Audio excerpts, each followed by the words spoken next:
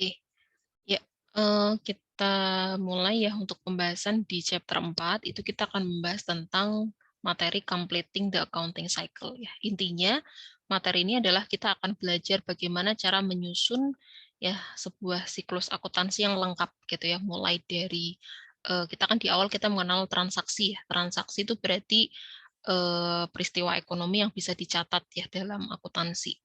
Ya dari mulai transaksi, kemudian kita menjurnal sampai apa namanya, kita bisa menghasilkan laporan keuangan dan terakhir itu kita membuat post closing trial balance gitu. Jadi nanti kita akan ada yang namanya closing entries ya jurnal penutup, kemudian ada post closing trial balance gitu ya. Jadi lengkap ya. Jadi harapannya di chapter 4 ini kita sudah menyelesaikan bisa menyelesaikan targetnya ya, mahasiswa itu bisa menyelesaikan satu siklus akuntansi lengkap gitu. Oke. Kemudian yang pertama di sini adalah tujuan pembelajarannya adalah bisa menyiapkan worksheet ya kertas kerja. Jadi nanti di sini ada satu hal yang baru ya ada template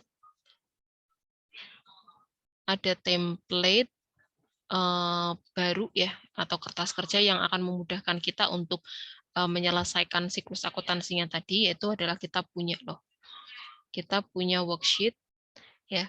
Kemudian kita punya worksheet, kemudian explain the process of closing the book ya. Jadi kita akan menutup tadi ya, menutup catatan akuntansinya ya, penjurnalannya tadi dengan closing entries, kemudian membuat post closing trial balance gitu ya. Jadi setelah kita membuat closing entries atau jurnal penutup akan ada yang namanya post closing trial balance ya. Kemudian state the required step in the accounting cycle ya. Jadi ini langkah-langkah apa saja yang dibutuhkan dalam siklus akuntansi, kemudian menjelaskan pendekatan dalam correcting entries ya, kemudian mengidentifikasi bagaimana membuat atau menyajikan classified balance sheet gitu ya. Jadi kita akan melihat bagaimana sebuah neraca ya, laporan balance sheet itu disajikan dengan tampilan yang ini dikelompokkan atau classified gitu. Kemudian kita langsung masuk ke tujuan yang pertama ya. Jadi ini gambaran kurang lebih materi yang akan apa namanya kita pelajari di chapter ini. Jadi kita akan menggunakan worksheet, kita akan belajar tentang bagaimana menutup buku perusahaan gitu ya. Buku tuh maksudnya tadi ya penjurnalan dan sebagainya gitu. Kemudian ringkasan siklus akuntansi. Di sini nanti ada reversing entries, jurnal pembalik. Ya ini merupakan optional step ya. Jadi jurnal pembalik itu tidak wajib. Jadi boleh dilakukan, boleh tidak. Ya, kemudian ada correcting entries ya. Correcting entries itu adalah unavoidable step ya. Jadi sebuah langkah yang seharusnya bisa dihindari ya. Avoidable itu kan artinya dapat dihindari, avoid menghindar gitu ya. Artinya seharusnya dalam pencatatan itu tidak boleh ada yang namanya tadi kesalahan pencatatan ya. Tapi kalau misalnya itu terjadi ya maka harus dibuatkan yang namanya correcting entries. Maka seharusnya kalau bisa correcting entries ini tidak dilakukan gitu ya, unavoidable gitu. Kemudian yang terakhir adalah kita membuat classified balance sheet ya atau neraca laporan neraca yang dikelompokkan gitu. Jadi nanti kalau kemarin teman-teman belajar membuat 3 laporan keuangan, ada yang utama ya tadi ada income statement, ada owner's equity, kemudian ada balance sheet. Itu kan kemarin teman-teman baru belajar ya udah bikin balance sheet dijadiin satu aja gitu ya, yang aset-aset semua, kemudian yang liabilitas dan ekuitas dijadikan satu gitu ya. Nah, sekarang kalau kita sudah mengenal ada classified balance sheet itu maka akan kita kelompokkan lagi gitu ya. Jadi kalau yang aset itu nih ya, yang aset itu kita kenal ada pengelompokan lagi ya, didetailkan lagi gitu ya, ada current asset ya, kemudian long term investment, property plant and equipment, intangible asset gitu ya. Ini masuk ke kelompok aset gitu. Jadi di aset itu ada kelompok kecil-kecilnya lagi gitu ya. Mana yang sifatnya current asset, mana yang long term investment, mana yang sifatnya fixed asset ya. Fixed asset tuh atau namanya di sini ada property plant dan equipment kayak misalnya bangunan, kemudian mesin ya, kemudian kendaraan misalnya vehicle gitu ya, itu masuk ke sini. Ya, kemudian ada intangible asset. Intangible asset itu adalah intangible itu kan artinya intangible ya, tidak terlihat gitu ya. Berarti aset yang fisiknya itu tidak ada gitu. Contohnya apa? Misalnya ada hak paten gitu ya, merek dagang itu juga aset gitu ya. Jadi walaupun dia fisiknya tidak ada, tapi itu menjadi sebuah aset bagi perusahaan gitu. Apalagi kalau misalkan tadi ya contohnya misalnya merek dagangnya sudah terkenal, itu kan jadi asetnya perusahaan. Jadi itu aset tapi sifatnya intangible gitu. Jadi nanti ketika membuat balance sheet ini ya penyajiannya itu sudah tidak dijadikan satu lagi, tapi sudah dikelompokkan sendiri-sendiri sesuai dengan kelompoknya gitu. Tapi masih masuk ke dalam kelompok aset gitu ya. Kemudian yang kedua adalah kelompok di bagian liabilitas gitu ya. Jadi ada yang sifatnya current ya, ini current, ada yang sifatnya long term gitu ya. Ini adalah kelompok liabilitas. Bedanya apa current dan long term ya? Kalau current itu artinya lancar ya. Jadi di sini ada current asset, ada current liabilities. Kalau current asset itu intinya adalah aset lancar. Maksudnya aset lancar itu adalah aset yang tingkat likuiditasnya itu mudah untuk diubah. Jadi gini, current asset itu adalah aset yang punya tingkat likuiditas yang tinggi. Ya, likuiditas itu adalah tadi ya sebuah aset itu bagaimana sebuah aset itu mudah untuk dikonvert ya atau diubah menjadi cash gitu. Jadi kan kalau aset itu bukan hanya cash aja ya, tapi ada piutang, ada misalnya ada supplies, ada inventory gitu. Nah, kalau piutang itu kan bukan cash, tapi kan dia calon cash gitu ya. Jadi biasanya kalau dalam current asset itu akun-akun yang masuk ke dalam situ itu adalah kelompok akun yang atau kelompok aset yang dia mudah diubah untuk menjadi cash gitu ya. Kemudian tapi kalau yang ini ya misalnya kayak ada building, ada vehicle itu kan tidak semudah kalau kita dibandingkan dengan misalnya piutang gitu ya ketika akan diubah menjadi cash gitu. Jadi apa namanya beda ya. Jadi dia tidak kalau property plant dan equipment ini tidak masuk ke dalam current asset. Nah, kalau current liabilities gimana ya? Kalau current liabilities berarti adalah liabilitas lancar ya. Biasanya di situ yang masuk adalah hutang-hutang ya. Hutang-hutang lancar gitu. Nah, hutang-hutang lancar itu berarti apa? Hutang-hutang yang bukan ini ya, bukan dikonvert menjadi cash tapi hutang yang tingkat apa namanya jangka waktu penyelesaian hutangnya itu biasanya adalah kurang dari 1 tahun gitu. Jadi kalau misalnya ada hutang ya kemudian dia jatuh temponya adalah kurang 1 tahun maka itu masuk ke dalam kategori current liabilities. Biasanya yang masuk ke situ adalah accounts payable ya atau hutang dagang. Jadi kalau hutang dagang itu kan biasanya enggak penyelesaiannya atau jatuh temponya itu kan enggak lebih dari 1 tahun ya. Due date-nya itu enggak lebih dari 1 tahun, maka dia biasanya masuk ke dalam kelompok current liabilities ya. Sedangkan kalau yang long term, ya long term itu berarti jangka panjang, itu berarti terkait dengan kewajiban-kewajiban yang punya batas penyelesaian itu lebih dari 1 tahun. Gitu ya. Misalnya kalau ada notes payable yang dia penyelesaiannya lebih dari 1 tahun. Tapi ada juga nih notes payable yang penyelesaiannya kurang dari 1 tahun, itu juga ada. Gitu ya. Jadi tergantung di situ penyelesaiannya berapa lama. Ya, kalau dia lebih dari satu tahun, auto dia masuk ke long term liabilities. Dan terakhir di sini ada yang namanya owner's equity, gitu ya. Ini ekuitas. Oke, kurang lebih gambarannya seperti itu untuk classified balance sheet. Jadi nantinya kalau teman-teman sudah mengenal pengetahuan ini ya tentang classified balance sheet, ketika menyajikan diminta untuk menyajikan neraca, walaupun tidak ada keterangannya disuruh mengklasifikasikan, maka teman-teman auto membuatnya seperti ini ya dikelompokkan. Nanti kita lihat seperti apa cara menyajikannya bagaimana gitu ya. Kita masuk di yang pertama dulu ya. Jadi di sini ada terkait dengan worksheet ya atau kertas kerja. Jadi worksheet itu kita bisa sebut juga dengan kertas kerja ya. Kertas kerja ini sebenarnya adalah apa ya? Cara mudahnya itu adalah sebagai alat bantu ya kalau menurut saya. Dia adalah berperan sebagai alat bantu.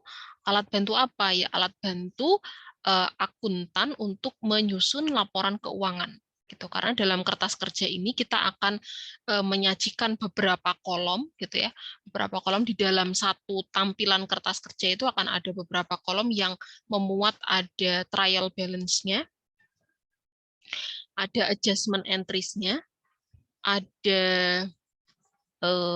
adjusted trial balance, kemudian ada income statement dan ada ini balance sheet ya. Jadi ada pertama itu ada trial balance, ada adjustment-nya gitu ya, ada adjusted trial balance, dan income statement, dan terakhir ada balance sheet ya. Jadi dalam satu kertas kerja worksheet ini kita punya 5 kolom gitu. Jadi sebenarnya ini adalah alat bantu yang kita pakai. Sebentar.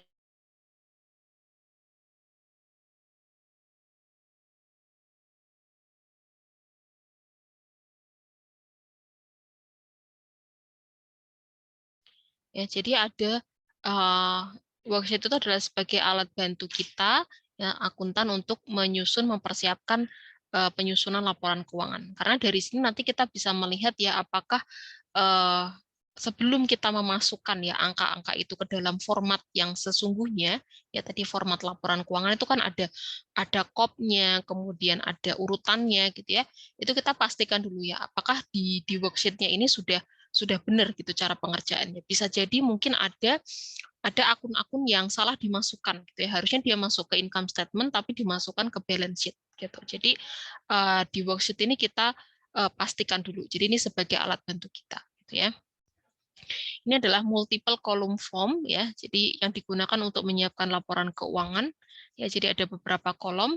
Kemudian bukan permanent accounting record gitu ya. Jadi dia bukan merupakan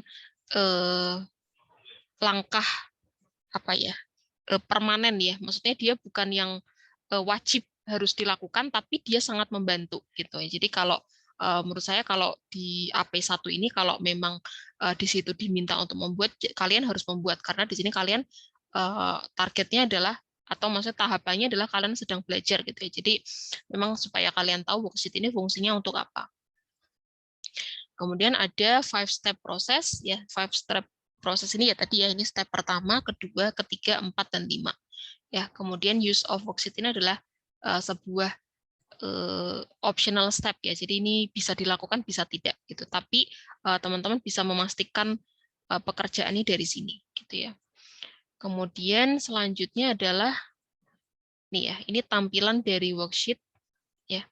Tampilan dari worksheet-nya kurang lebih seperti ini. Jadi ini adalah format yang wajib kalian ikuti ya. Jadi harus mengikuti dengan format ini ya. Jadi di sebelah kiri itu adalah paling kiri itu adalah kolom untuk nama akunnya ya. Kemudian jadi nama akun semuanya disajikan di sini dan penyajiannya juga harus urut ya. Disajikan urut.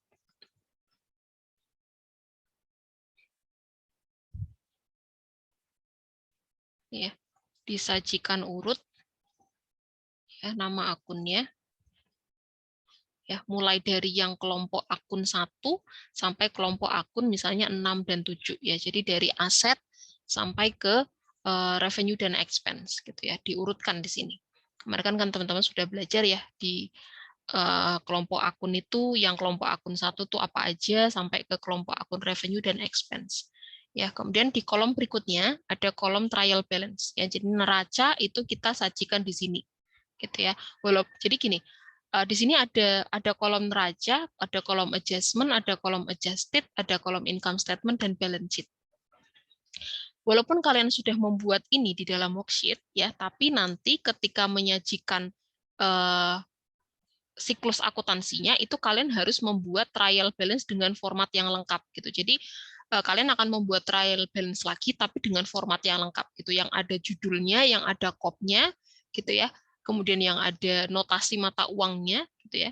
Itu kalian harus menyajikan lagi. Kalau ini kan seperti kayak apa ya? Mungkin bahasanya itu seperti coret-coretannya kita gitu ya. Jadi ini hanya disajikan secara sederhana gitu, trial balance-nya secara sederhana, adjustment-nya juga sederhana. Tapi kalau setelah kita selesai membuat ini, nanti kita harus menyajikan lagi adjustment entries-nya itu disajikan dalam format jurnal gitu ya. Jadi ada kolom referensinya, ada kolom nama akun dan penjelasan, kolom tanggal dan sebagainya gitu. Kalau di sini kan nggak ada, cuman angkanya aja. Begitu juga dengan yang adjusted TB, income statement, dan balance sheet ya. Apalagi yang ini ya, ini berarti harus disajikan dengan format yang lengkap gitu. Nah, jadi nanti kita membuat ini. Jadi langkah yang pertama adalah kita membuat trial balance-nya di worksheet ya, kemudian kita memasukkan adjustment data. Kemudian yang ketiga adalah kita memasukkan adjusted balance ya.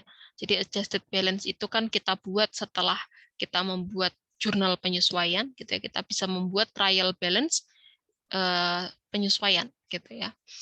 Kemudian yang keempat kita bisa menyajikan ya dalam adjusted trial balance ini, kemudian kita akan memindahkan ya akun-akun dalam adjusted trial balance ini, mana yang bisa masuk ke income statement, mana yang bisa masuk ke balance sheet gitu ya. Dimana kalau dalam income statement maka hanya ada 2 jenis akun yang bisa masuk ke sini. Kalau enggak kelompok akun revenues ya, kalau enggak expenses. Ya nggak bisa lah. Oke. Kemudian yang ini ya.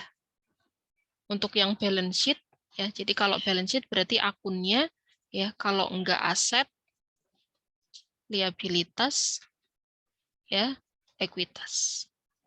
Gitu ya. Jadi ada 3 akun ini yang nanti akan dipindahkan ke dalam laporan balance sheet ya, laporan yang dengan format ya. Kemudian yang income statement kalau enggak revenue ya expense gitu ya.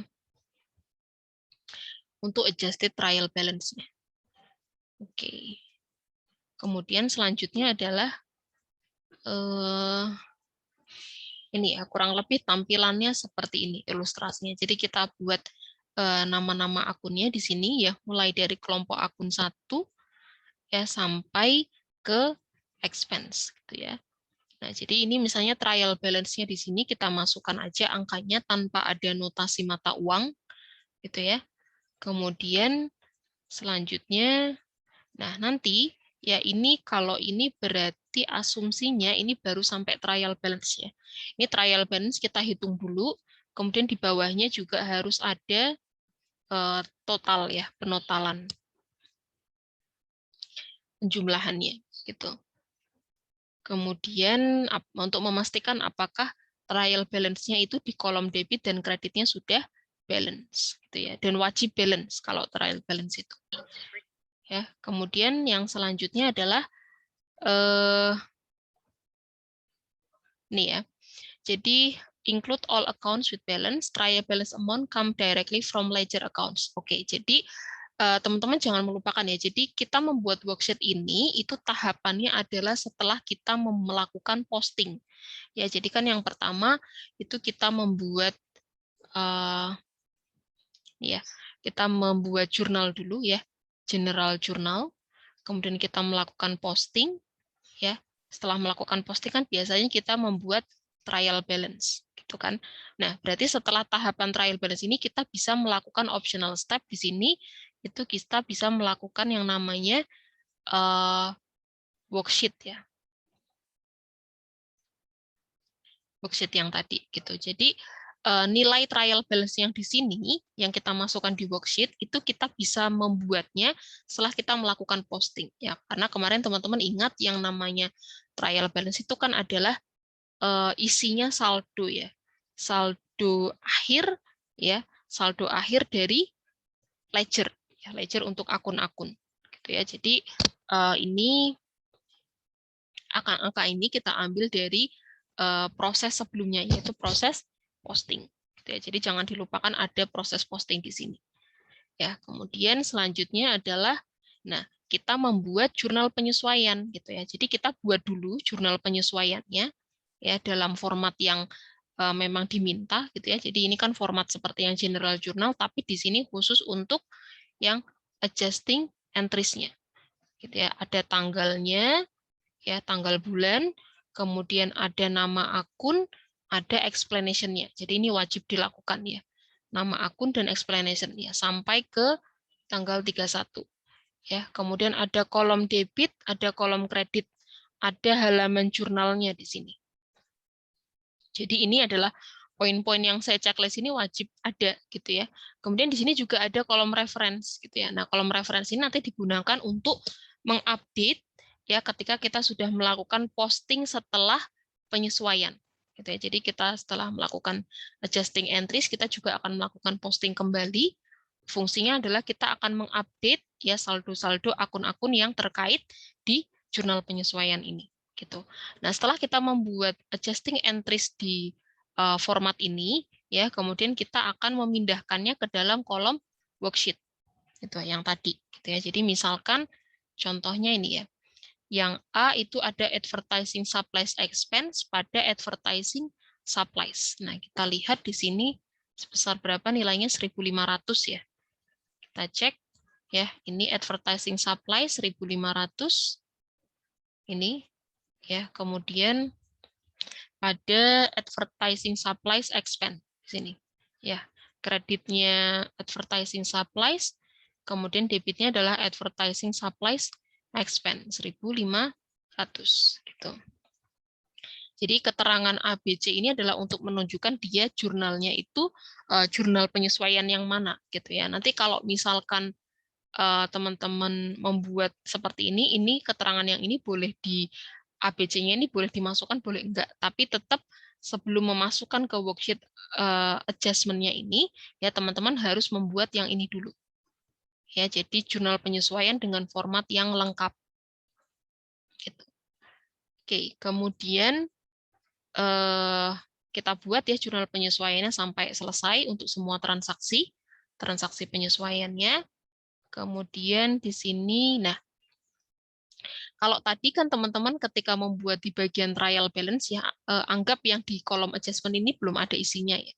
Itu kan kalian meliskan ya akun-akunnya itu sesuai dengan akun yang akan muncul di trial balance gitu. Di mana akun yang muncul di trial balance itu kan asalnya dari ledger gitu ya. Ledger yang kita buat saat posting gitu. Jadi berarti di sini logikanya saat kita membuat trial balance itu ledger yang dibuat hanya ada dari cash sampai ke rent gitu ya, rent expense. Itu kita buat ini. Makanya di sini ada totalsnya di sini karena itu menunjukkan totals dari trial balance-nya gitu. Nah, saat kita disajikan jurnal penyesuaian atau transaksi yang harus disesuaikan, kan itu kita belum tahu ya, sampai kita membuat jurnal penyesuaian itu kan kita belum tahu akun-akun apa saja yang akan muncul nanti dalam penyesuaiannya, gitu kan. Jadi jurnal penyesuaiannya itu ya akunnya itu disajikan di bawah sini, gitu ya. Jadi tambahan akun yang tidak ada di sini ya ketika muncul di jurnal penyesuaian yang ini, karena kan bisa jadi di sini ada akun baru yang baru muncul ketika kita melakukan penyesuaian ya. Biasanya di situ terkait dengan depresiasi gitu kan. Depresiasi itu biasanya baru muncul saat kita melakukan adjustment. Nah, sebelumnya saat kita membuat TB itu kan nggak ada. Ini kan nggak ada nih depresiasinya. Ya, nggak ada kan ini. Depresiasi expense-nya kan nggak ada. Nah, maka nggak masalah gitu ya. Maka kita akan sajikan akun-akun adjustment itu di bawahnya sini. Gitu. Jadi akun-akun yang baru muncul di bawah total ini itu menunjukkan adalah akun-akun yang muncul saat penyesuaian. Ya, mulai dari advertising supplies expense sampai ke salaries payable. Ya, ini di sini salah satunya ada beban penyusutan. Gitu. Nah, kita masukkan di sini, di bawah kita list di sini, nggak masalah. Ya, walaupun di sini ada expense-nya di atas, kemudian ada payable-nya di bawah, nggak masalah. Gitu ya. Kemudian kita masukkan angka-angkanya sesuai dengan penyesuaiannya. Gitu. Oke, selanjutnya adalah, nah, setelah kita membuat adjustment, ya maka kita bisa membuat adjusted trial balance, ya di mana harusnya logikanya ya secara siklus itu setelah kita membuat jurnal penyesuaian itu kita harus melakukan apa? Posting. Ya, kita melakukan posting kembali ke ledger-nya ya untuk mengupdate saldo akhir akun-akun tadi gitu ya. Termasuk juga kalau di situ ada akun-akun baru yang baru muncul gitu ya saat penyesuaian. Jadi kita harus mengupdate dulu di ledgernya gitu. Harusnya seperti itu ya, logika alur siklusnya itu seperti itu. Nah, baru kalau kita sudah mendapatkan saldo akhir yang baru setelah posting adjustment, ya maka kita bisa membuat yang namanya adjusted trial balance, di mana nanti angka-angka atau saldo akhir dalam proses posting ya setelah kita melakukan adjustment ya itu kita masukkan di sini. Jadi angka-angka yang muncul di adjusted trial balance itu adalah saldo akhir akun-akun yang sudah diupdate dengan adjustment-nya. Gitu ya. Nah, tapi sebenarnya bisa juga ya kita membuat adjusted trial balance ini tanpa melakukan posting. Ya, caranya ya tadi dengan menambah dan mengurang ke samping. Gitu ya. Tapi sekali lagi kalau misalkan di situ ada perintah untuk melakukan update posting di ledger ya maka itu wajib dilakukan karena harusnya seperti itu ya logikanya. Jadi kan kita adjusted trial balance itu kan harusnya logikanya dia baru bisa dikerjakan ya, baru bisa dibuat setelah kita mengupdate saldo akhir di buku besarnya masing-masing akun. Gitu ya. Jadi kalau buku besarnya belum diupdate, kok sudah bisa bikin trial balance, itu kan berarti ada sesuatu yang miss ya, step-nya ada yang kelewat gitu. Jadi nanti logikanya di buku besar akunnya saldonya belum terupdate dengan adjustment-nya, tapi kok adjusted trial balance-nya sudah ada gitu ya saldonya. Nah itu kan juga nggak match gitu ya, nggak cocok. Gitu. Tapi kalau misalkan konteksnya misalnya tadi hanya disuruh bikin worksheet tanpa posting itu juga masih bisa gitu ya, kita masih bisa melakukan dengan cara menambahkan ke samping ya gitu. Jadi misalkan kalau itu saldo normalnya adalah debit ya berarti misalnya cash ini di sini debit, kemudian adjustment-nya adalah oh ini nggak ada ya adjustment-nya, berarti tinggal ditambahkan aja di adjusted trial balance. Nah sedangkan untuk yang advertising supplies gitu ya ini kan masih aset berarti saldo normalnya debit ya, kemudian adjustment-nya di kredit, maka dia akan mengurang. Ya, 2.500 dikurang dengan 1.500, adjusted trial balance-nya saldonya adalah 1.000. Nah, kalau saldo normalnya kredit, yang capital, ini ya 10.000, berarti kan saldo normalnya kredit ya. Kemudian, kita cari yang ada adjustment-nya ya. Misalnya ini, revenue saldo normalnya kredit. Berapa sih ini angkanya? Ini ya, 10.000 ya. Kemudian ada adjustment-nya di kredit juga 400. Oke, ini 2 ya. Revenue-nya adjustment-nya ada 400 dan 200. Ya, maka karena adjustment-nya juga di kredit, saldo normalnya revenue itu kredit, maka adjusted trial balance-nya dia akan bertambah menjadi 10.600. Ya, ini kan logikanya harusnya nilai di adjusted trial balance ini akan muncul ya setelah kita mengupdate ledger-nya atau buku besarnya. Gitu ya. Jadi alur logikanya seperti itu siklus akuntansinya. Ya, tapi kalau misalnya dalam soal kalian itu tidak diminta untuk membuat posting, hanya disuruh melengkapi worksheet-nya aja, ya masih bisa dilakukan. Gitu ya, masih bisa diselesaikan. Gitu ya. Selanjutnya adalah kita bisa membuat menyelesaikan atau mengisi kolom yang keempat, income statement-nya. Nah, bagaimana cara mengisi yang income statement ini? Ya berarti dari adjusted trial balance, ya itu kita akan pisahkan ya sejumlah akun-akun ini, mana yang bisa dimasukkan ke dalam kolom income statement dan mana yang bisa dimasukkan ke dalam kolom balance sheet. Gitu ya. Nah, berarti teman-teman harus ingat kembali kemarin yang bisa masuk ke income statement kan hanya ada 2 akun ya. Kalau enggak revenue, kelompok akun revenue, kalau enggak expense gitu. Maka biasanya revenue itu disajikannya di bagian akhir. Ya, ini kan di atas kan ini aset, ini unearned revenue, ini liabilitas ya, bukan revenue. Kemarin teman-teman ingat. Ini adalah ekuitas, ya ini baru revenue kemudian expense. Ya, maka untuk kolom income statement ya, dia biasanya bisa disajikan itu biasanya di bagian bawah ya. Revenue ya di sini, kemudian expense, ini masih expense sampai, nah, sampai di sini. Ya, ini ya 10.600, ini expense-nya sampai ke 50. Ini kalau saya nggak salah lihat ya, karena saya silinder jadi nggak pakai ini. Ya, kemungkinan 50 expense-nya. Nah, di bawahnya ada interest payable dan salaries payable.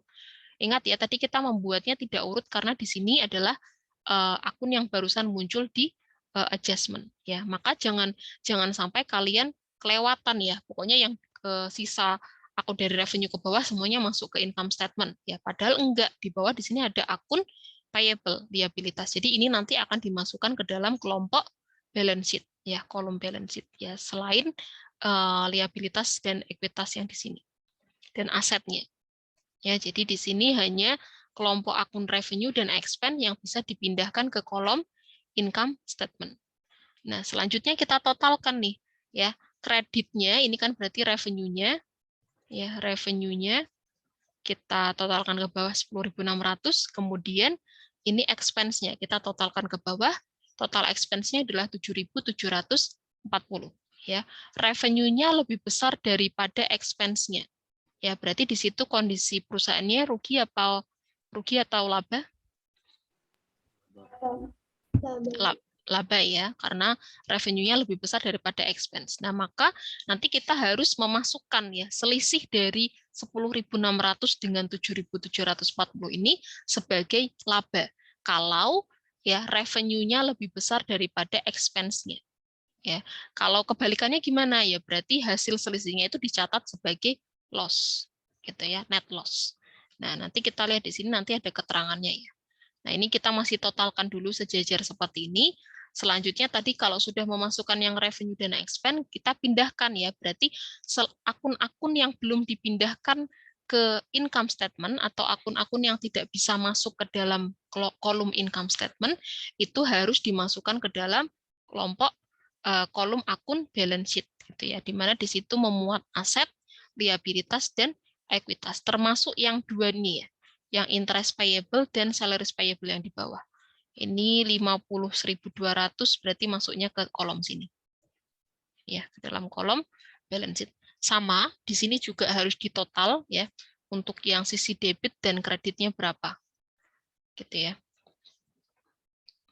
Oke, selanjutnya nah, di sini. Nah, nanti di baris berikutnya, setelah kita melakukan total akhir yang tadi ya, ini 7.700 untuk income statement, untuk yang expense-nya, 10.600 untuk revenue-nya, kemudian kita tadi, kan ini berarti berbeda ya antara debit dan kredit. Nah, maka kita harus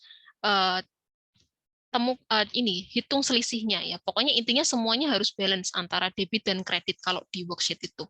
Ya, maka selisih yang muncul di kolom income statement yaitu dicatat sebagai net loss atau net income, tergantung mana yang lebih besar, apakah revenue-nya atau expense-nya, gitu ya. Sedangkan untuk yang balance sheet ini tinggal masukin aja selisihnya, gitu ya, mana yang masih punya butuh selisih itu yang kita masukkan. Tapi itu tidak berarti apa-apa ya, karena kalau di balance sheet kan kita harus menghitung kalau misalnya debit aset itu berarti kalau misalnya di situ ada akumulasi depresiasi berarti asetnya harus dikurang dengan kredit yang ada di sini. Jadi kita nggak bisa semata-mata hitung di sini. Tapi kalau yang di kolom income statement itu kita bisa langsung cari tahu net income atau net loss-nya dari selisih yang muncul di sini. Gitu ya. Kemudian, nah ini reviewnya kita skip aja. Oke. Ini worksheet ya, jadi income statement is prepared from the income statement columns ya. Jadi setelah kita menyajikan ini ya worksheet ya, di mana dalam worksheet itu ada kolom income statement dan balance sheet, maka kita bisa menyiapkan laporan income statement-nya dengan format yang ada gitu ya. Jadi lengkap dengan nama perusahaannya, periodenya, kemudian apalagi judul laporannya gitu ya. Kalau ini kan masih sebatas angka-angka aja gitu ya, tapi tidak disajikan dengan format yang lengkap ya. Jadi setelah kita membuat ini kita bisa menyajikan dalam format laporan keuangan ya. Begitu juga dengan yang balance sheet ya. Kemudian selanjutnya, nah ini tadi ya companies journalize and post adjusting entry. Jadi tahapan ini masih ada ya, jadi tidak di skip gitu dalam membuat karena tadi yang optional itu adalah worksheet-nya gitu, tapi kalau yang posting dan menjurnal itu wajib dilakukan gitu. Oke, nah tadi berarti setelah membuat worksheet untuk income statement dan balance sheet, kita bisa menyajikan dalam laporan ini ya, di mana yang saya maksud lengkap itu adalah ada ini ya, ada nama perusahaannya, ada nama laporannya, ada periodenya. Ini wajib ditulis ya. Jadi kalau nanti saya ngoreksi ininya nggak ada, ya poinnya juga akan kurang. Ya, kemudian kita bisa menyajikan laporan raba ruginya dimulai dari kelompok revenue. Ya, jadi teman-teman benar-benar ketika membuat laporan keuangan itu betul-betul disesuaikan formatnya dengan ini. Ya, jadi ini simpel, tapi kadang-kadang mahasiswa itu tidak care ya atau tidak aware tentang ini. Jadi kalau misalkan ini kan kebetulan service revenue-nya cuma satu gitu ya. Kalau misalkan nanti perusahaan punya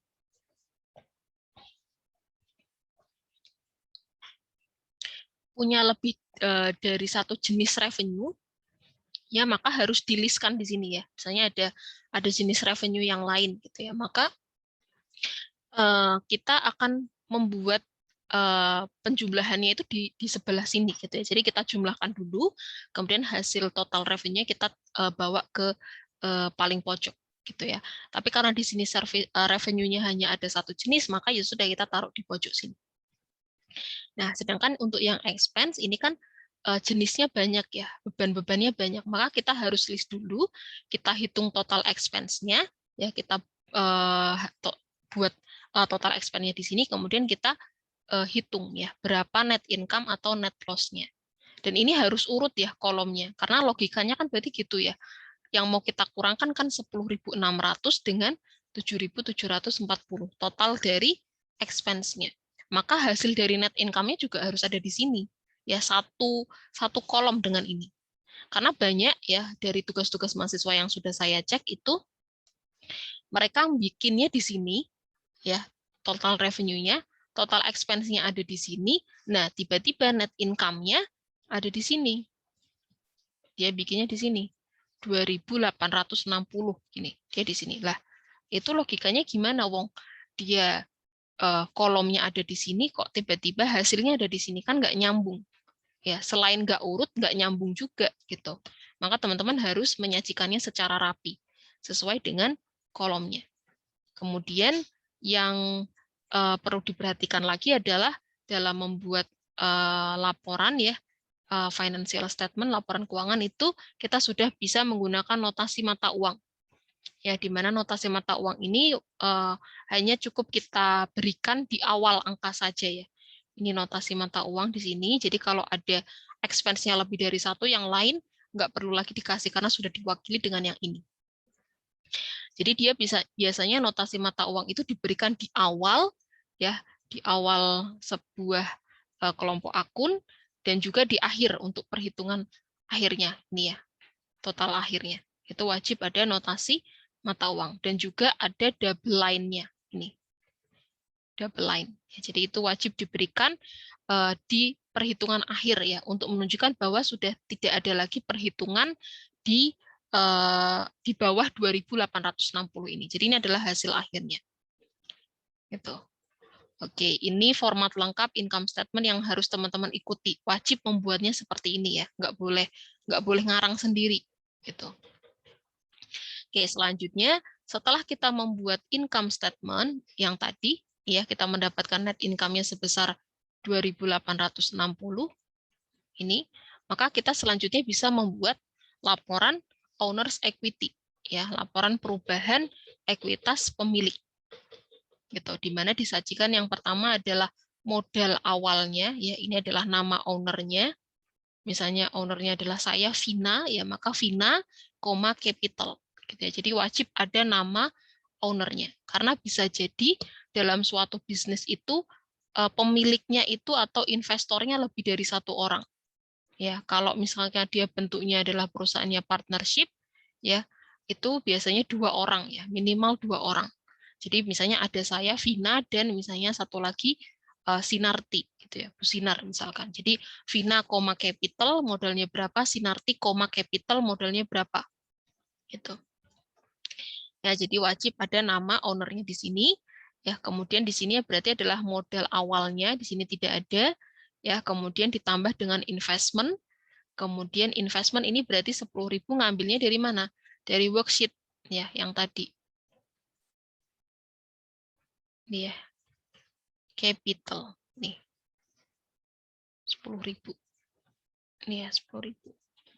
Selanjutnya kemudian kita bisa, nah, setelah investment, ya berarti intinya kan dalam laporan perubahan modal ini kan kita mau menyajikan ya, atau kita mau menunjukkan apakah modal pemilik itu berubah ya selama periode tersebut ya. Kalau berubah itu kan bisa bertambah, bisa berkurang ya, atau ada faktor yang menambah atau ada faktor yang mengurang modal tersebut. Nah, maka kita harus masukkan ya faktor-faktor tadi. Kalau yang pertama di sini berarti adalah faktor-faktor yang menambah modal, gitu ya, di mana di situ ada investment dan net income. Ya, jadi net income kalau perusahaan mengalami laba itu otomatis dia akan menambah modal pemilik.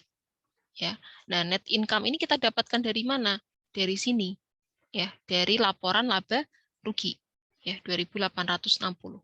Kalau misalkan hasilnya di sini net loss gimana? Di income statement-nya misalnya hasilnya adalah net loss, ya rugi karena misalnya revenue-nya lebih kecil daripada expense-nya. Ya berarti tinggal dikurang ya, karena rugi itu mengurang modal, laba itu menambah modal. Gitu ya. Jadi kita baru bisa bikin owner's equity kalau sudah menyelesaikan income statement-nya. Kenapa? Karena di sini ada komponen net income atau net loss. Gitu ya. Kita dapat angka 2860 ini dari income statement-nya tadi. Ya, jadi ini adalah komponen atau faktor-faktor yang menambah modal ya, sebesar 12.860. Ya, ini juga penyajiannya harus urut seperti ini ya. Pokoknya formatnya seperti inilah. Kalian jangan ngarang-ngarang sendiri gitu ya. Dibuat seperti ini yang rapi. Kemudian ada juga faktor yang akan mengurangi modal, yaitu apa di sini contohnya dalam misalnya drawing atau prefer. Ya, penarikan modal oleh pemilik untuk kebutuhan pribadi.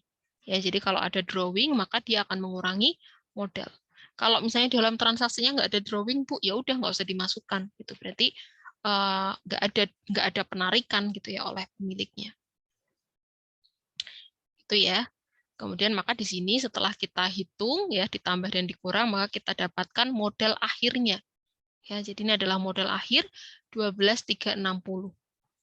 Nah, 12.360 ini akan kita pakai di mana? Ya, nilai 12.360 ini akan kita masukkan ke balance sheet. Ya, di mana di balance sheet itu kita akan menyajikan ekuitas di sini terkait dengan modalnya. Ya, jadi modalnya sudah bukan 10.000 lagi nih. Ya, tadi kan di awal di worksheet modalnya 10.000 kan. Ya, tapi kita tidak masukkan di neracanya itu 10.000 lagi karena sudah ada ketambahan laba dan juga ada sudah dikurang dengan drawingnya. Ya, jadi sudah ada penarikan dan juga sudah ada penambahan dari laba tadi. Maka yang kita sajikan dalam balance sheet itu adalah modal akhirnya. Ya, setelah kita membuat owners equity statement. Ya, 12.360. Sini ya, 12.360. Jadi urut ya. Jadi mulai dari income statement, owners equity sampai balance sheet itu semuanya berkaitan. Ya, jadi nggak bisa kita bikin balance sheet dulu atau kita bikin owners equity dulu, nggak bisa. Ya, karena kita harus tadi mendapatkan data-data yang dibutuhkan dalam laporan sebelumnya. Ya, jadi harus bikin income statement dulu, owners equity baru yang terakhir balance sheet. Gitu ya. Sebenarnya kan laporan keuangan bukan cuma ini ya, ada cash flow gitu ya dan sebagainya. Tapi nanti kalian akan pelajari secara khusus nanti kalau nggak salah di mata kuliah akuntansi pengantar 2 ya. Tapi kalau di sini kalian akan belajar untuk menyajikan laporan keuangan yang utama dulu.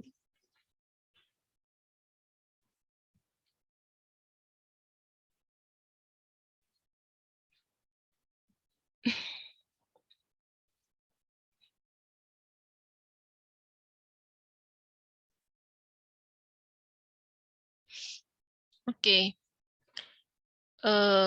Ya, selanjutnya di sini ada terkait dengan adjusting entries-nya.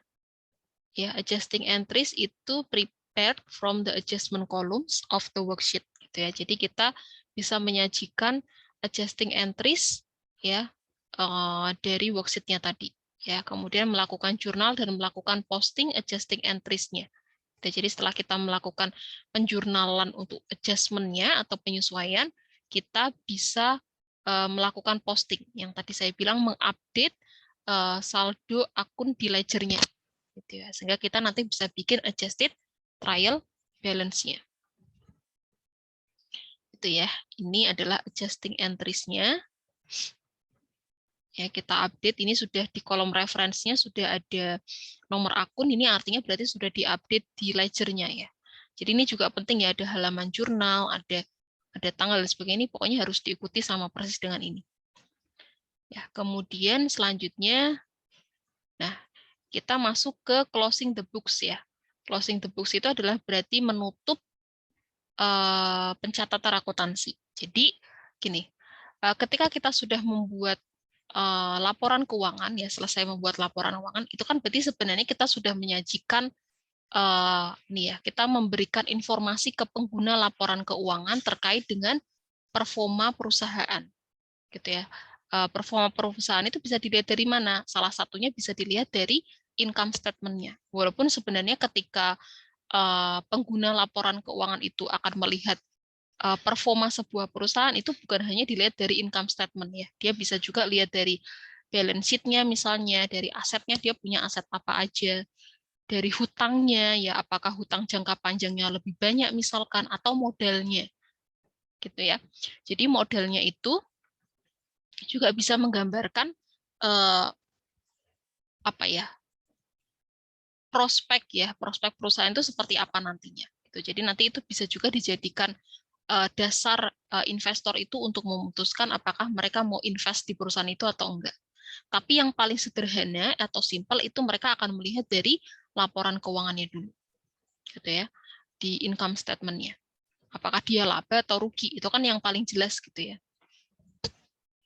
Nah, setelah kita membuat tadi ya financial statement atau laporan keuangan itu, maka kita harus melakukan tahapan baru ya, ada tahapan lagi yang namanya kita closing the books ya. Kita melakukan penutupan ya, penutupan pencatatan.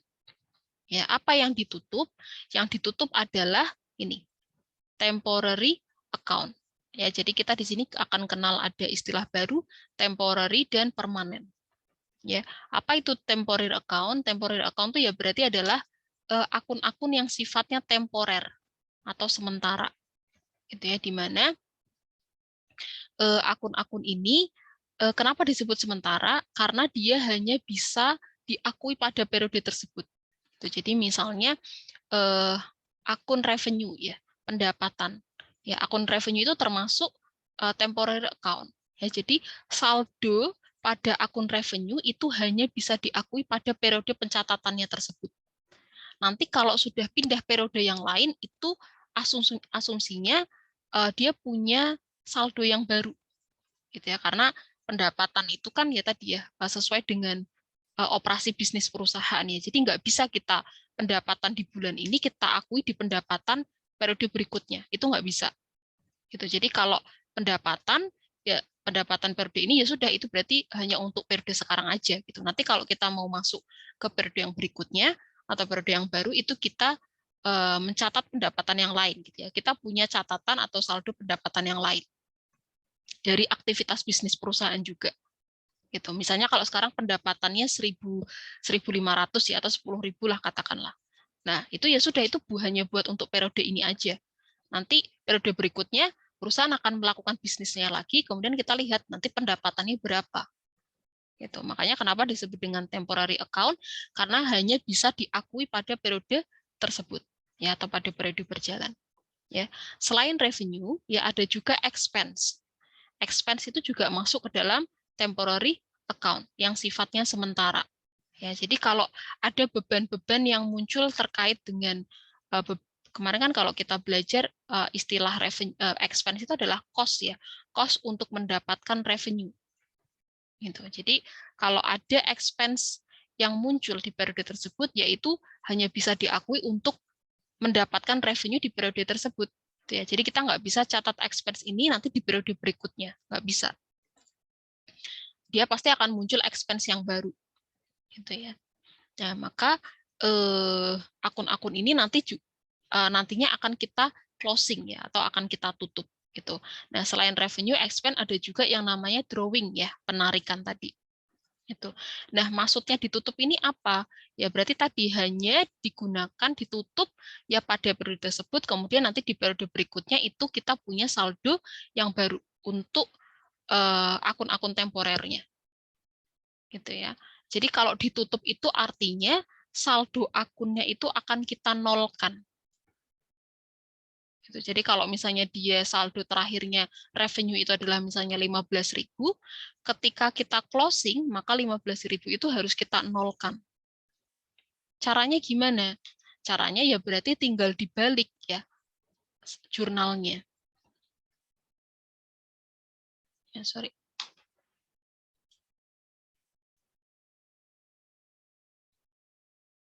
Ya. Kalau revenue itu saldo normalnya adalah kredit, ya, saldo normalnya ada kredit, maka ketika kita akan melakukan closing, ya, ini kredit, ketika melakukan closing kita akan meletakkan ya revenue-nya itu di debit. Ya, karena kita akan membalik ya. Jadi kalau misalnya saldonya 15.000 revenue di kredit, maka supaya jadi 0 itu harus kita pindahkan di debit sebesar 15.000. Gitu. Jadi kan dia kan ya tadi ya berlawanan ya. Saldo normalnya kredit, kemudian ditutupnya adalah di debit. Ya, maka nanti harusnya di ledger atau buku besarnya revenue itu nilai atau saldo akhir untuk revenue itu adalah 0 ya setelah kita melakukan closing. Begitu juga dengan expense ya. Cara menutup expense berarti gimana? Expense itu ya saldo normalnya adalah debit. Ya, maka ketika akan melakukan closing atau ditutup supaya saldonya 0, maka akan kita pindahkan ke kredit. Nah, owner's drawing ya saldo normalnya apa? Drawing itu saldo normalnya apa? Debit, Bu. Ini kita tutupnya di sini ya. Kita tutupnya di debit, ini kita tutupnya di kredit. Oke, saldo normalnya drawing adalah debit, maka kita tutupnya di sisi kredit. Oke. Nah, pertanyaan berikutnya adalah, berarti pasangan jurnalnya apa, Bu? Kalau misalkan revenue-nya saya taruh debit, berarti kreditnya apa? Ya, kreditnya adalah akun yang namanya income summary. Sorry. Oh, nggak bisa balik ya. Ini saya juga, gimana nih backnya?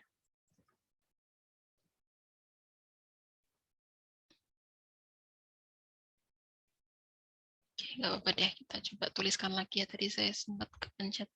Ini saldo normalnya kredit, ditutupnya di debit, ya. Ini saldo normalnya debit, ditutupnya di kredit. Yang ini saldo normalnya debit, ditutupnya di kredit. Oke, nah tadi pertanyaannya adalah, berarti ketika melakukan closing entries, maka jurnal satunya apa ya? Ketika misalnya revenue ditaruh di debit, berarti kreditnya apa? Kreditnya adalah akun income summary. Ya, di mana akun income summary ini kita gunakan ya sebagai lawan jurnalnya untuk menutup 3 akun temporer ini. Oh, sebentar ya. Hanya 2 ya. Jadi hanya yang revenue dan expense aja. Ya, nanti semuanya ditutup ya. Jadi ditutup ke revenue itu ditutup ke income summary ya, di mana revenue ditaruh di debit, income summary-nya di kredit ya. Kemudian untuk yang expense itu ditutupnya ke income summary juga, expense-nya ditaruh di kredit ya, ditutup di kredit, income summary-nya ada di debit. Nah, nanti untuk owner's drawing ini agak berbeda, kita nutupnya bukan di income summary tapi di akun capital. Nanti kita lihat seperti apa. Nah, tadi sebelum masuk ke sana nanti berarti kita bedakan dulu ya. Tadi sudah temporary account itu sifatnya sementara, ya hanya bisa diakui di periode tersebut. Kemudian berarti lawannya adalah permanent account. Ya, di mana permanent account itu berarti akun-akun yang sifatnya permanen.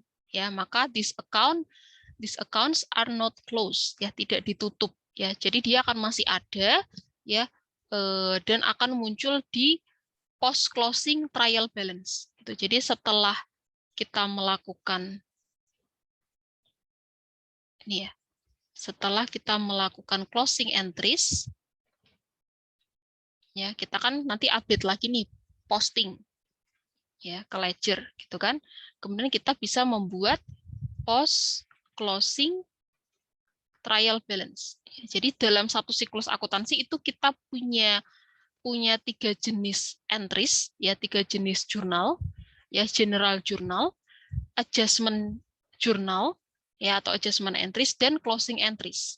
Kita juga melakukan 3 kali posting, ya posting yang pertama, posting setelah penyesuaian, dan posting setelah melakukan closing.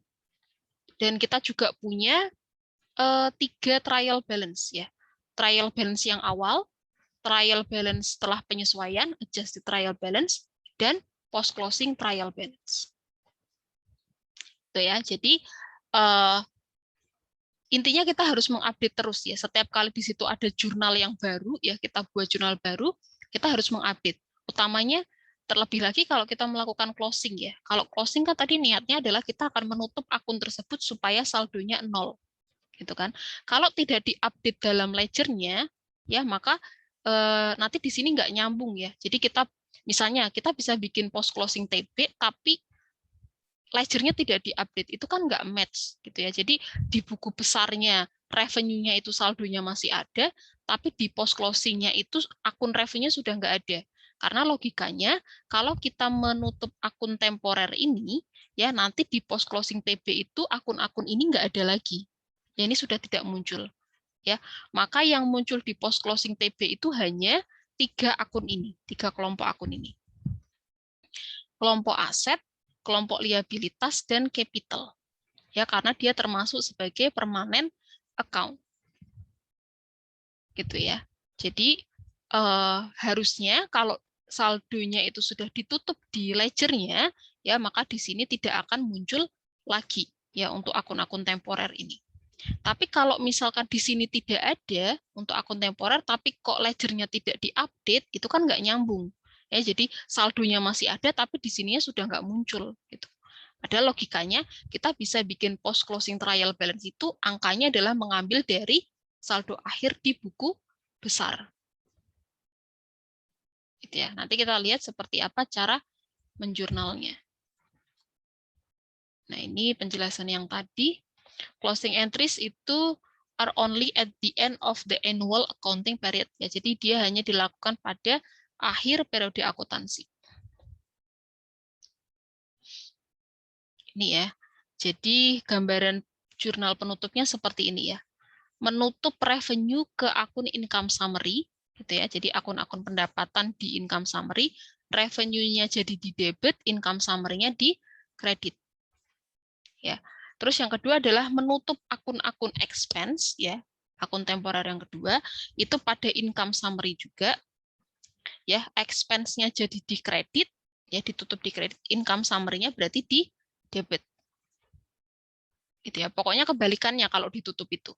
Ya. Kemudian yang ketiga, sebelum kita menutup drawing ya, karena tadi kan akun temporernya sebenarnya ada 3 ya.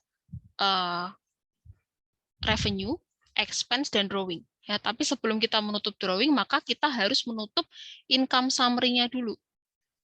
Karena kan tadi logikanya kita menutup expense-nya ke income summary, ya jadi income summary-nya kan menampung akun-akun expense gitu kan. Kemudian revenue kita tutup ke income summary, ya berarti income summary-nya juga menampung akun-akun dari revenue, maka kita harus menutup dulu income summary-nya. Ya, jadi income summary-nya juga kita tutup. Ditutupnya kemana? Ditutupnya adalah ke capital, akun capital. Nah, ini berarti saya tulis aja ya. Di sini. Ya. Tadi kalau expense itu berarti ditutupnya adalah di kredit, ini langsung di closing-nya aja ya. Revenue ditutupnya di debit, ya. Nanti income summary-nya berarti menyesuaikan ya pasangan lawan jurnalnya ketika penutupan expense dan revenue. Nah, kemudian selanjutnya kita menutup income summary. Menutup income summary-nya kemana? Ke owner's capital, ke akun capital. Nah, posisinya di mana? Apakah di debit dan di kredit? Apakah debit atau kredit? Jawabannya tergantung. Ya, tergantung apakah ketika menghitung expense dan revenue-nya ini menghasilkan income atau loss. Gitu ya. Kalau misalkan revenue-nya lebih besar daripada expense-nya, ya berarti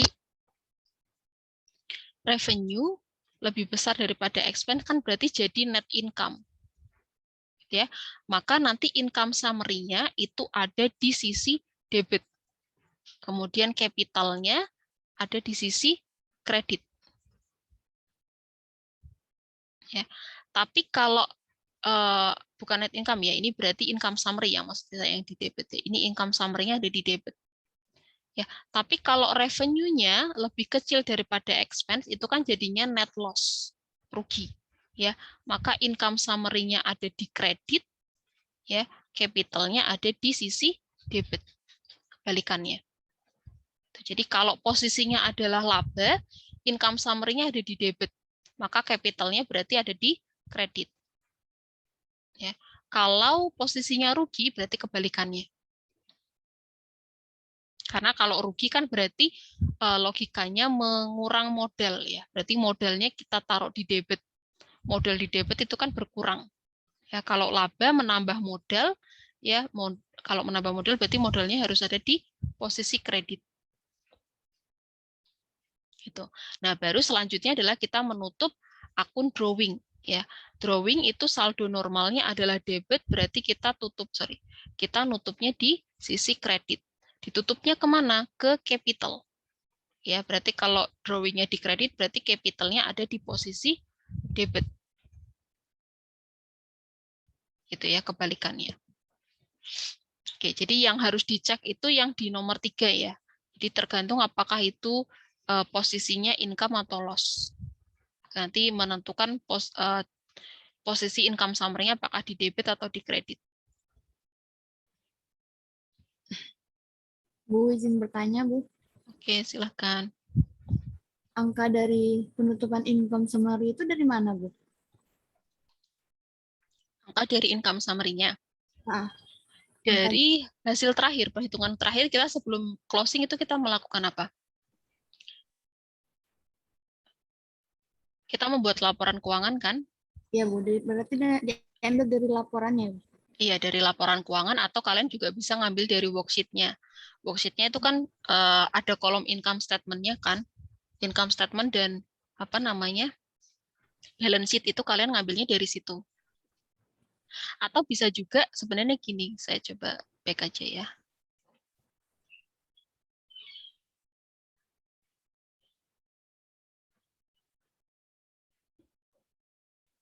Ya, yang lengkap ya. Jadi ya, tahapan terakhir kan sebenarnya kita membuat ini ya, income statement dan balance sheet. Ya, di mana income statement itu adalah kita memindahkan akun-akun yang ada adjusted trial balance ya ke dalam kelompok kolom income statement. Kemudian yang tidak bisa masuk ke income statement berarti dimasukkan ke dalam balance sheet. Nah, berarti ketika kita akan melakukan jurnal penutup ya berarti kita sebenarnya adalah kita menutup dari saldo terakhirnya. Gitu ya, saldo terakhir akun-akun tadi. Yang ngambilnya dari mana? Ya bisa dari income statement, ya, bisa dari worksheet-nya di sini. Jadi kalau income laporan yang laba rugi itu kan sebenarnya kita ngambilnya juga dari sini, tapi sudah disajikan dengan format gitu kan. Kalau yang ditutup tadi kan berarti hanya akun-akun temporer ya. Berarti kan hanya akun-akun revenue, akun-akun expense, dan drawing-nya. Drawing-nya berapa? 10.000. Itu jadi 10.600 ini ditutup ke akun income summary, terus totalnya ini 7.740 ya, ini total expense ditutup di income summary ya, terus income summary-nya nanti sebesar ini ya, berarti 2.860 ditutup ke akun capital ya. Kemudian drawing ya, drawing sebesar 10.000 ditutup ke akun capital. Itu. Jadi kan yang ditutup hanya akun-akun temporer kan, jadi dia hanya ngambil di sini di income statement dan ditambah satu lagi adalah drawing. Gitu. Tadi siapa yang tanya? Sudah terjawab? Sudah, Bu. Makasih, Ya. Bu. Oke, sama-sama. Oke, ini sudah. Ini apa tadi ya?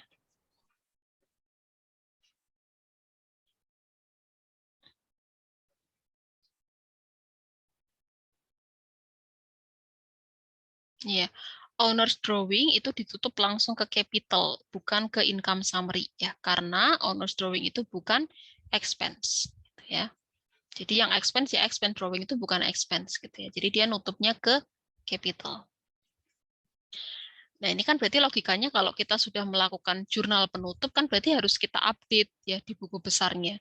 Karena berarti di sini ya yang sudah ditutup adalah revenue, ini saldonya harusnya udah 0, expense-nya juga sudah ditutup harusnya 0, income summary-nya ya itu juga tadi sudah ditutup ke capital. Berarti di sini akun yang masih menampung ya akun-akun dari sebelumnya itu kan hanya capital ya.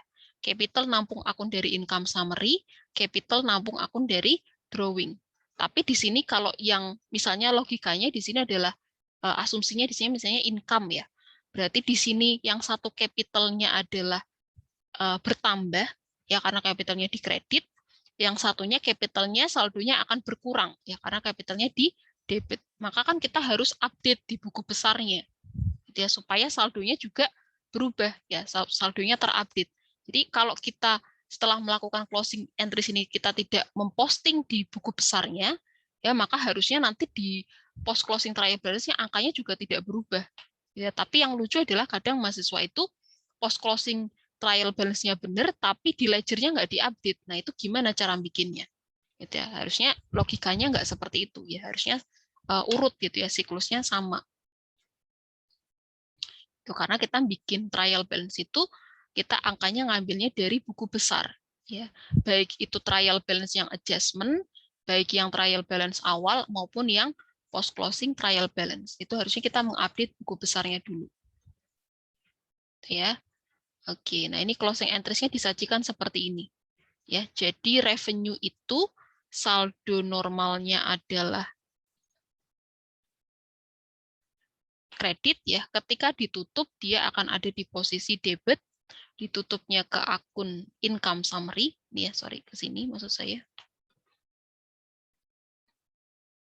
ke sini ya ke income summary. Di sini keterangannya adalah to close revenue account. Ya ini juga perlu ditambahkan nanti ketika bikin closing entries. Ya kemudian kelompok expense ya itu saldo normalnya kan debit aslinya. Kita tutup di kredit, yang ditaruh di kredit kita tutup ke akun income summary. Ya berarti ini saldonya sudah 0 di ledger harusnya. Ya terus keterangannya di sini adalah to close expense account, ya menutup akun-akun beban.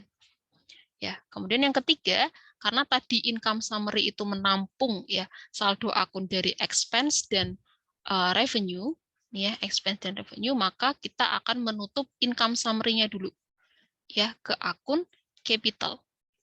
Nah yang tadi saya bilang posisinya gimana, di debit atau di kredit tergantung. Ya, kalau misalkan hasilnya adalah income, net income, ya maka income summary-nya akan ada di debit. Karena logikanya kalau laba itu akan menambah modal, berarti modalnya harus ada di kredit. Ya, saldo normalnya modal kan di kredit ya. Ini 2860 ini kan nanti kita update di buku besar, dia akan nambah modal, ya gitu. Nah tapi kalau dia hasilnya loss, ya berarti ini kan loss itu kan berarti revenue-nya lebih besar daripada expense-nya. Gitu. Maka kalau loss dia akan mengurang modal ya. Mengurang modal berarti harusnya modalnya ada di debit, income summary-nya ada di kredit. Gitu. Kemudian yang terakhir adalah kita menutup drawing ya. drawing itu saldo normalnya itu di debit, ya kita tutupnya di sisi kredit, ditutupnya ke akun capital. Itu berarti revenue-nya ini sudah 0, expense-nya sudah 0, ya ini totalnya sudah 0, drawing-nya juga sudah 0. Yang masih ada sisa akunnya atau yang menampung akunnya akun apa? Ya ini tadi, capital. Capital, akun capital. Maka secara logika karena capital itu akunnya masih ada, ya saldonya masih ada di buku besar, ini akan muncul di post closing TB, trial balance. Sedangkan untuk kelompok revenue, kelompok expense, dan drawing itu sudah tidak akan muncul lagi logikanya di TB, di post closing TB, karena sudah ditutup ya saldonya di buku besarnya. Saldonya ditutup di closing entries, tapi diupdate di buku besar, gitu ya.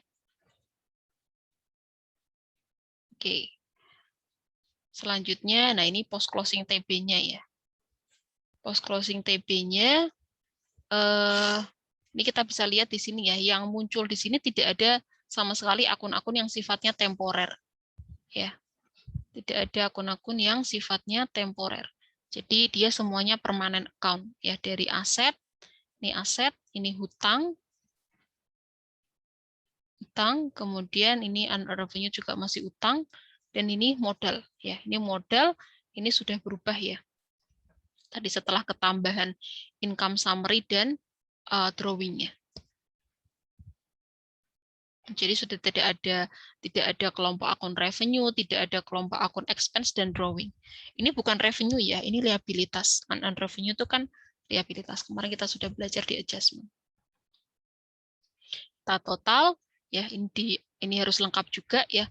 Ada nama perusahaan, nama laporan dan periode, ada mata uang di awal aja dan di akhir, kemudian double line kalau itu perhitungan akhir. Ini formatnya wajib mengikuti seperti ini. Oke. Summary of the accounting cycle. Ya, sampai di sini ada yang mau ditanyakan dulu tentang siklus akuntansinya.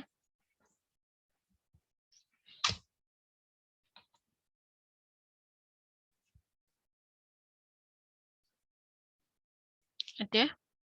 Belum ada? Oke, nah ini mungkin gambarannya ya kalau resume atau ringkasan di chapter 4 itu gini. Yang pertama kita menganalisis bisnis transaksinya. Jadi kan kemarin kita sudah bahas di awal tidak semua peristiwa ekonomi dalam perusahaan itu bisa dicatat dalam siklus akuntansi gitu ya. Jadi hanya yang sifatnya adalah masuk ke dalam transaction atau transaksi. Ya, kemudian kita menjurnal transaksi ya. Kemudian kita melakukan posting yang pertama ke buku besar ya, kemudian kita menyiapkan trial balance ya, kemudian kita menjurnal ya dan memposting lagi untuk adjusting entries-nya. Jadi kita bikin adjustment-nya, kemudian kita melakukan posting. Gitu ya. Nah, kemudian kita menyiapkan post closing trial balance, prepare adjusted trial balance. Ya, jadi setelah kita menjurnal adjustment, ya kita melakukan update lagi di ledger-nya, kemudian kita bisa membuat adjusted trial balance. Setelah itu kita bisa menyiapkan financial statement, ada income statement, ada owner's equity, sama ada balance sheet. Nah, terakhir kita bikin closing entries dan posting lagi ya untuk update saldo akunnya. Terakhir kita bisa membuat post closing trial balance yang tadi. Nah, yang perlu teman-teman perhatikan di sini ya, karena tadi saya bilang di sini ada beberapa tahapan yang diulang gitu ya. Khususnya terkait dengan posting.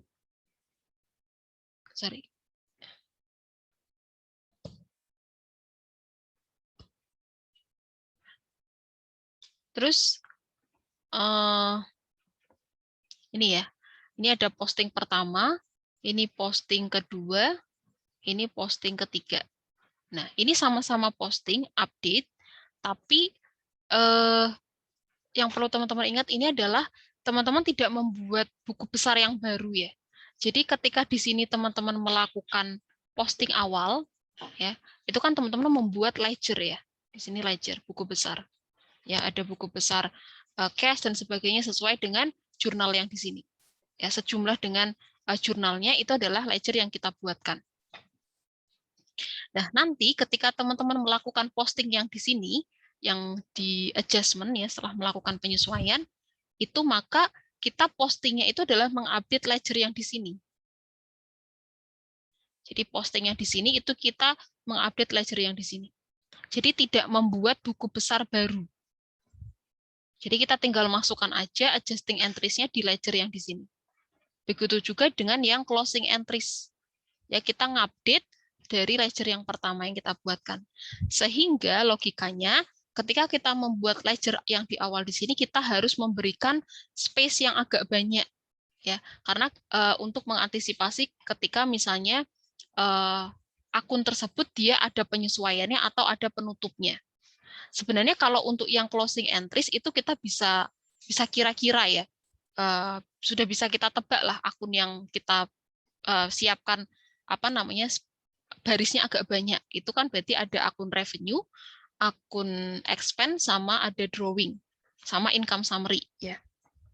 Income summary kan baru muncul saat penutupan gitu ya.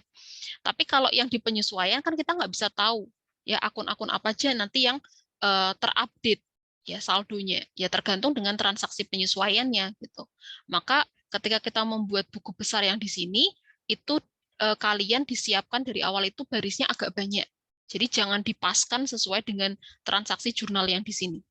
Karena kalau misalnya nanti kebetulan di adjustment-nya itu akun itu terpengaruh ya atau misalnya di situ ada updatean penyesuaian untuk akun tersebut ya, maka kan berarti harus diupdate di buku besarnya akun itu gitu kan. Kalau nanti kalian buatnya ngepas sama transaksi yang di awal, berarti kan nanti susah tuh ya memasukkannya. Padahal kita ketika posting di sini dan yang di sini itu kita tidak membuat buku besar baru, tapi mengupdate dari ledger yang di sini. Paham ya maksud saya?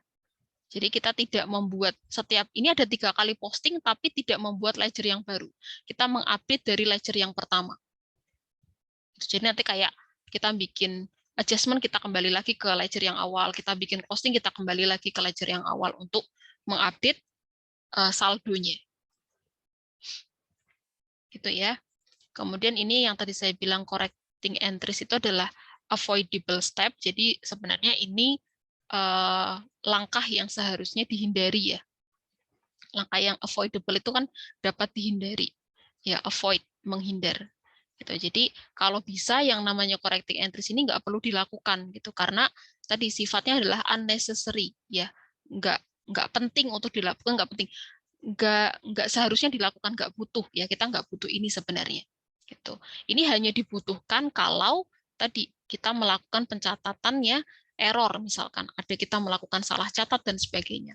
Ketika kita tahu di situ ada kesalahan pencatatan, maka ya harus dilakukan koreksi. Maka kita buatkan jurnal koreksinya. Tapi seharusnya tidak perlu dilakukan karena kita harus pastikan dulu ketika kita mencatat itu benar, gitu ya.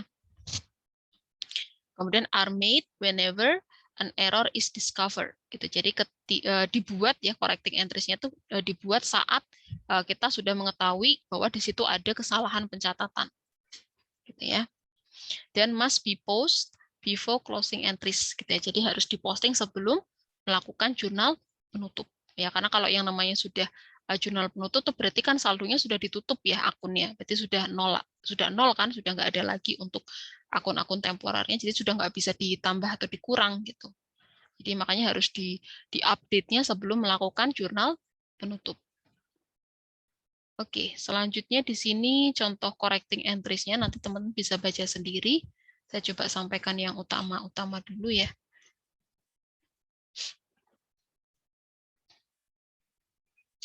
Nanti ini teman-teman bisa baca ya, ini incorrect entries-nya, ini correct entry-nya, kemudian ini correcting entry-nya. Nah, kemudian kita masuk ke pembahasan yang terakhir terkait dengan classified balance sheet. Ini yang saya tadi sebutkan ya. Jadi kita menyajikan neraca itu dalam tampilan yang lebih rinci lagi. Gitu. Fungsinya apa? Sebenarnya ini lebih ke apa ya? Kebutuhan perusahaan dan user ya. User itu kan berarti pengguna laporan keuangan. Pengguna laporan keuangan itu kan macam-macam ya. Ada investor, ada bank, misalnya ada apa namanya krediturnya, kemudian misalnya ada pemerintah juga gitu ya, atau supplier misalkan, ya itu dia punya kepentingan juga atas laporan keuangan perusahaan kita. Nah, kalau misalkan dirinci lagi ya, ini perusahaan juga bisa, ini juga bisa untuk manajemen perusahaan juga bisa ya, itu juga bisa menjadi informasi yang penting bagi manajemen perusahaan. Jadi misalkan perusahaan itu menyajikan neracanya, ya menyajikan aset, liabilitas dan ekuitasnya itu dalam bentuk atau tampilan yang classified. Ya, jadi di situ kita bisa melihat kira-kira aset-aset mana yang apa ya, dia tingkat likuiditasnya tinggi gitu ya, dia mudah untuk diubah atau dikonvert menjadi cash. Dan nanti dia akan masuk ke dalam kelompok current asset tadi. Ada cash, ada piutang, ada supplies gitu ya. Ada inventory, nanti kalau kalian belajar di chapter 5 itu akan masuk ke current asset juga. Atau yang sifatnya long term investment, apa aja gitu ya, perusahaan juga bisa melihat dari sini. Kemudian yang property plant dan equipment itu perusahaan punya apa aja sih di asetnya? Ya, apakah perusahaan punya building, apakah perusahaan punya mesin, apakah perusahaan punya vehicle, itu semuanya terinci dalam kelompok aset ini, PPE. Ya, saya singkatnya PPE, property plant dan equipment. Atau bahkan kalau perusahaan punya aset yang sifatnya intangible, ya, aset yang tidak punya wujud, itu juga bisa terlihat di sini ya kalau dirinci seperti ini. Ya, tadi contohnya intangible asset itu ada misalnya hak paten ya. Kalau paten itu kan berarti terkaitan dengan teknologi gitu ya. Kita bikin teknologi baru supaya tidak diklaim atau diplagiat orang, kita mempatenkan teknologi itu. Atau misalnya hak cipta, atau misalnya merek dagang ya. Kalau kalian misalnya perusahaan ada franchise itu kan kita, saya kurang tahu ya tepatnya, mungkin bisa dikoreksi kalau salah, itu kan kita beli mereknya gitu ya. Franchise itu kan kita beli mereknya, yang dibeli itu kan bukan bukan ininya ya, bukan, mungkin iya beli bahan bakunya, tapi eh, yang utama itu kan dia beli mereknya dulu gitu kan. Jadi merek itu juga aset juga bagi perusahaan, apalagi kalau mereknya sudah terkenal gitu ya, kopi misalkan Starbucks dan sebagainya gitu ya, Coffee Bean gitu ya. Tapi itu nggak kelihatan bentuknya, tapi dia aset gitu, aset bagi perusahaan. Jadi dia masuknya adalah ke dalam intangible asset. Atau nanti juga ada lagi kalau kalian belajar akuntansi keuangan lanjutan, itu ada yang namanya goodwill. Goodwill itu ada juga intangible asset. Nanti kalian coba cari-cari aja goodwill itu apa, ya. Kemudian untuk yang liabilitas tadi seperti yang saya jelaskan, dibagi lagi apakah dia liabilitas yang sifatnya current ya, yang jatuh temponya itu adalah sebentar lagi ya, biasanya dalam 1 tahun, atau dia yang sifatnya long term ya, jangka panjang gitu. Kemudian ada juga yang owner's equity. Owner's equity ini tadi biasanya ya tadi ngerincinya hanya tadi berdasarkan itu modelnya dari siapa gitu ya. Atau biasanya ekuitas itu kan juga, selain kalau sekarang kita kenalnya baru modal ya, tapi modal itu bisa juga ada common stock ya, saham, atau misalnya ada laba ditahan, retain earning.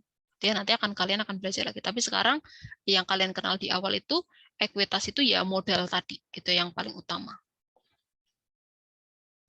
Nih ya, current asset itu adalah aset ya that a company expect ya, perkirakan bisa dikonvert atau diubah menjadi cash dalam 1 tahun or the operating cycle, atau dalam siklus operasi ya, whichever is longer, mana yang lebih lama gitu ya.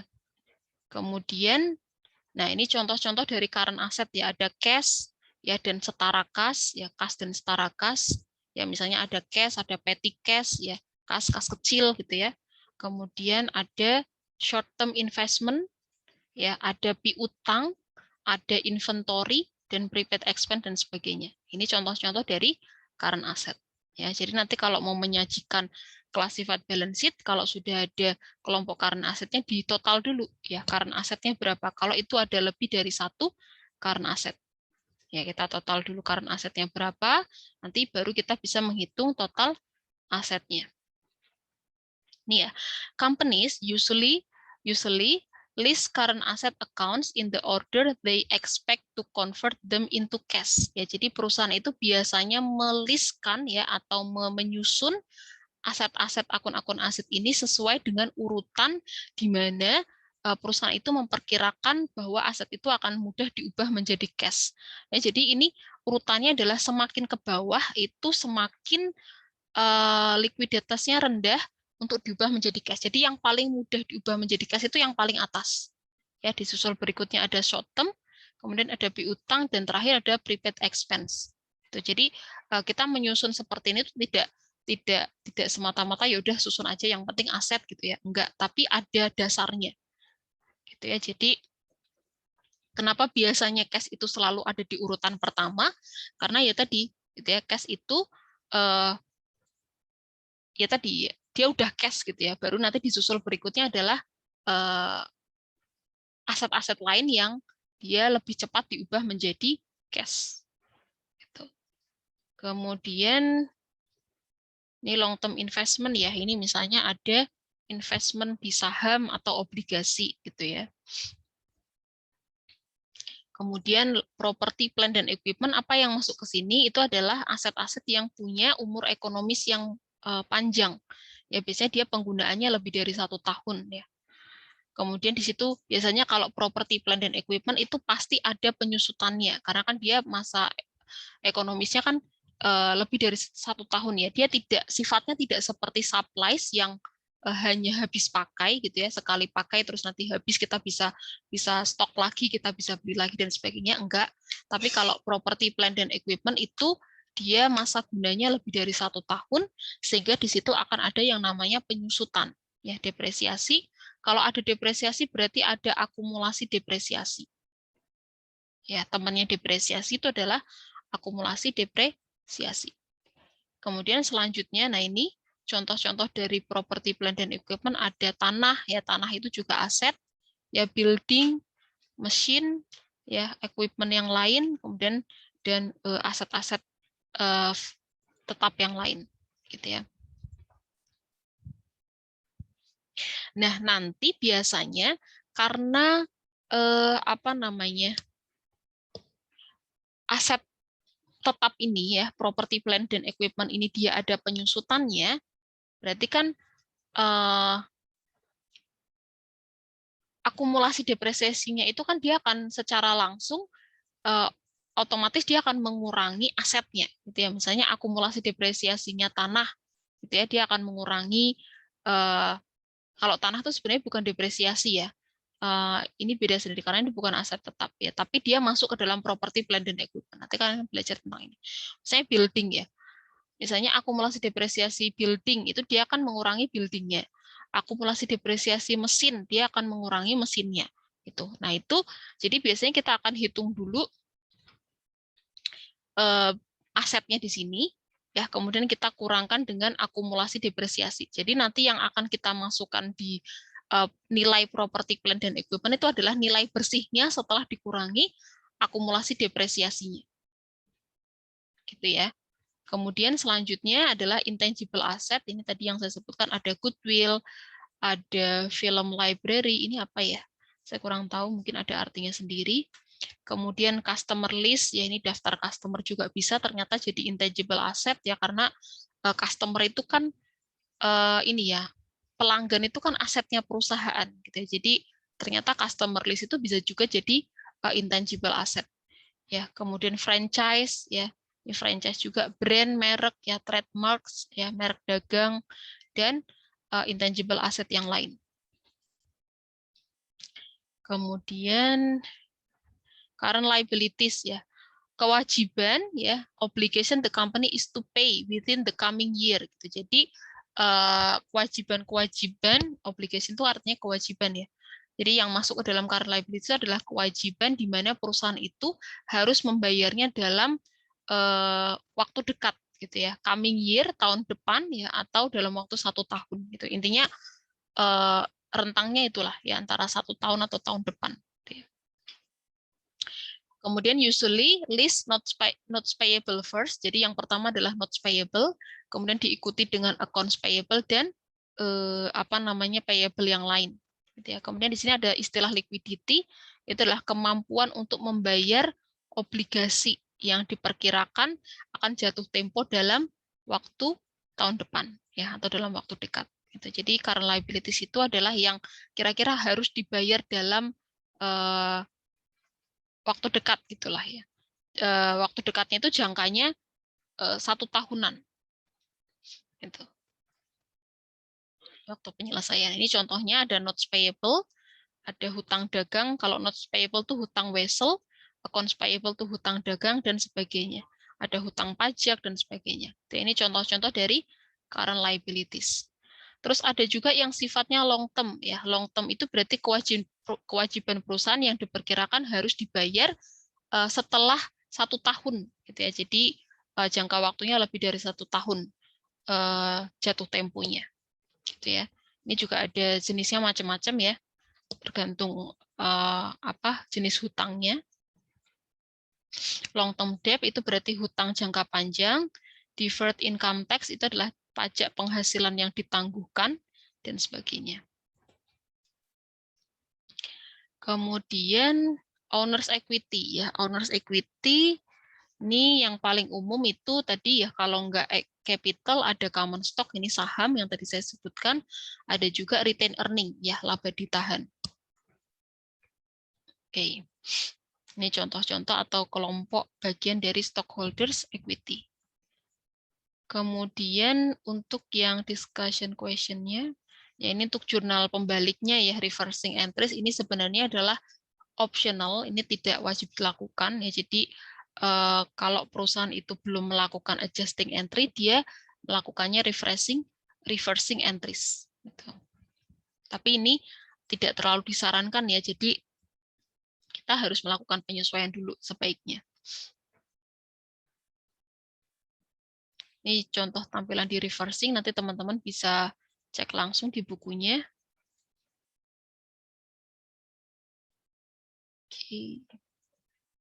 Oke, sudah selesai ya. Kira-kira ada yang mau ditanyakan dulu terkait dengan materinya? Atau ada yang belum jelas tentang penjelasannya? Ada yang mau ditanyakan? Belum ada, ini saya stop recording aja ya, biar nggak terlalu lama nge-recordnya.